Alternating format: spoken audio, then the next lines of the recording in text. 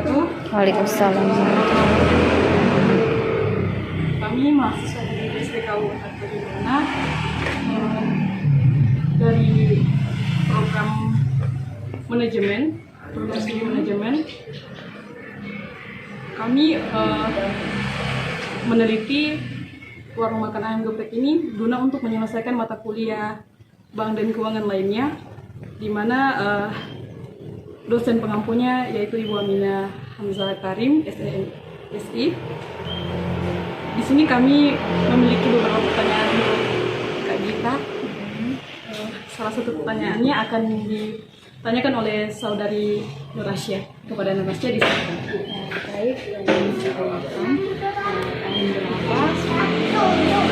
berapa ini didirikan.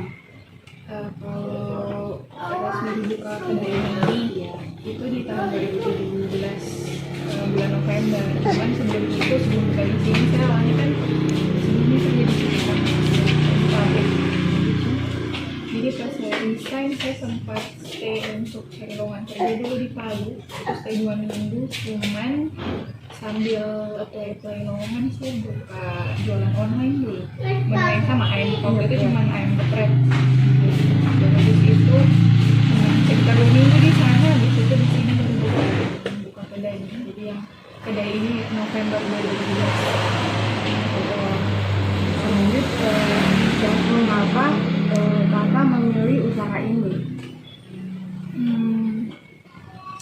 Awalnya itu karena coba-coba, jadi tidak terplanning. Memang cuma karena sudah suka masak dari kecil, memang sudah hobi.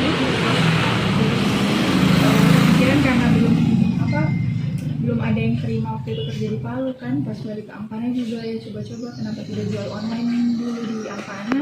Ternyata pasarnya ada. Pas itu juga kayaknya menu ayam geprek itu di Ampana masih kurang, apalagi kalau ayam geprek di Jawa. Saya kebetulan kuliah di sana. Ayam geprek itu sambalnya di sini tuh belum ada yang kayak ayam geprek Ampana. Pada awal membuka usaha Waktu jualan online atau di kedainya ini? kedainya ini. Kalau kedainya sekitar 20 juta.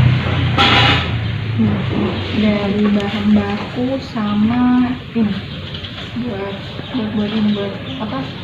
Berapa banyak karyawan yang bekerja di usaha rumah makan ayam geprek ini? Karyawan kita pakai shift. Untuk shift pagi itu ada 4 orang, shift malam juga sama ada 4 orang. Usaha rumah makan ayam geprek ini menerima saran dari pembeli untuk kemajuan usaha ayam geprek ini. Saran dari pembeli sangat dibutuhkan untuk kemajuan rumah makan itu sendiri. Jadi tentunya kita menerima kritik dan saran dari konsumen kita sendiri. Apakah pemilik usaha atau pemilik pernah menyisihkan dana untuk merenovasi rumah makan ayam geprek Ampana ini jika suatu dibutuhkan? Untuk renovasi tempat atau dekorasi tentu saja ada dana tersendiri. Jadi jika suatu waktu ada yang perlu diganti, baru saja langsung dari tanpa menunggu dana-dana lainnya atau dana dari pendapatan per hari. Bagaimana cara kalian sebagai karyawan untuk memunculkan ide baru mempromosikan ayam geprek?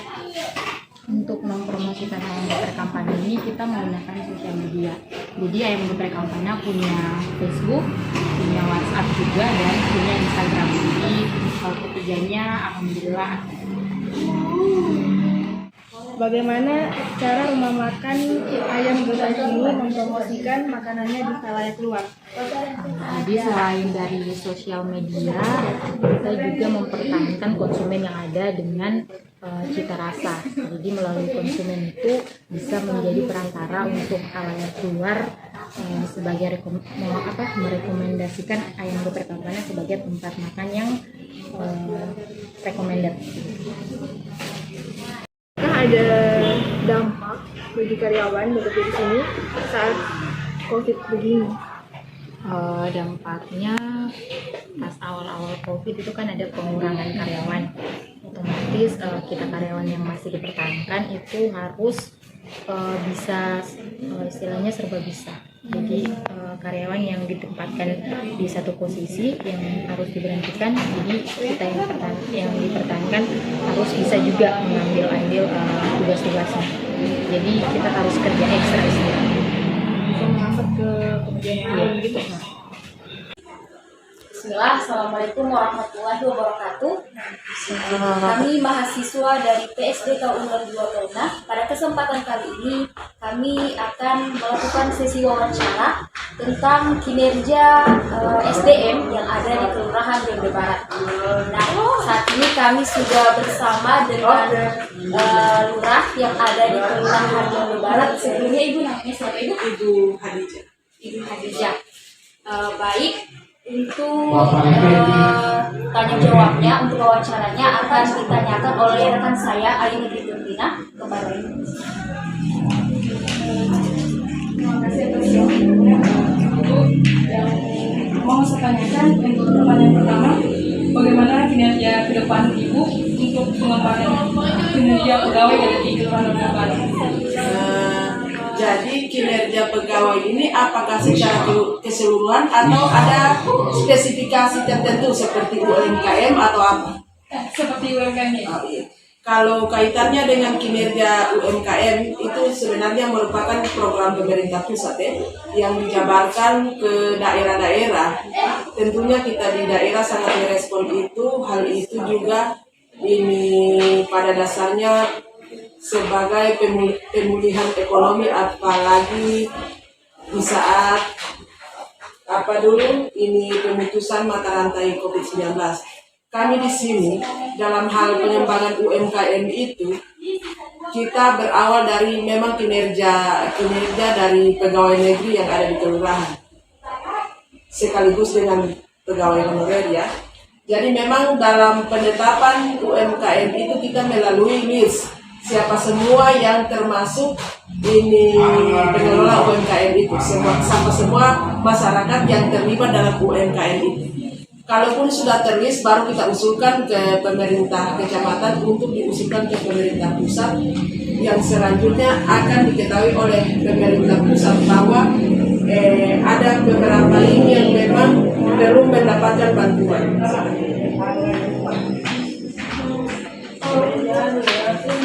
Sendiri Bu sudah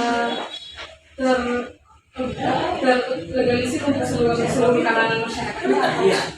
Dari data yang kita ambil, minimal kita sudah bisa konfirmasi sekitar 90% dari masyarakat yang telah kita akomodir. Mungkin 10%-nya kemungkinan masyarakat yang tercatat di Donde Barat tetapi tidak lagi bermukim di Donde Barat. Untuk pertanyaan kedua, dari pengalaman sebelumnya, bagaimana cara Kelurahan Donde Barat melakukan penilaian kinerja pegawainya? Jadi Penilaian kinerja pegawai sih utamanya awalnya dari kehadiran ya. Kalau kehadiran menunjang, otomatis pada pekerjaan selanjutnya mungkin dia bisa menunjang juga.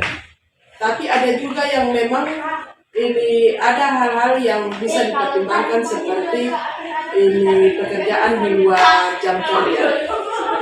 Tapi kalau mengenai staf di kelurahan, kalau penilaian saya sangat menunjang.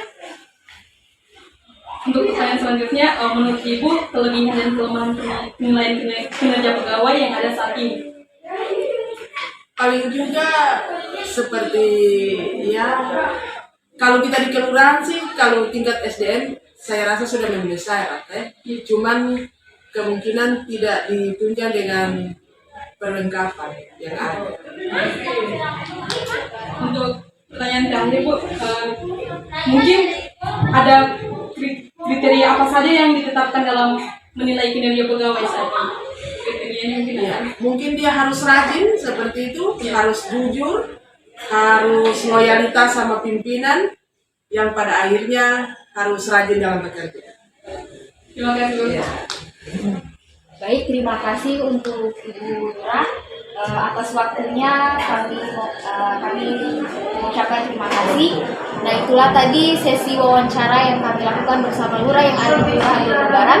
Mudah-mudahan informasi-informasi yang sudah diberikan tadi bisa bermanfaat bagi kita semua, dan mohon maaf bila selama sesi wawancara tadi ada mungkin kesalahan-kesalahan kata, kami mohon maaf.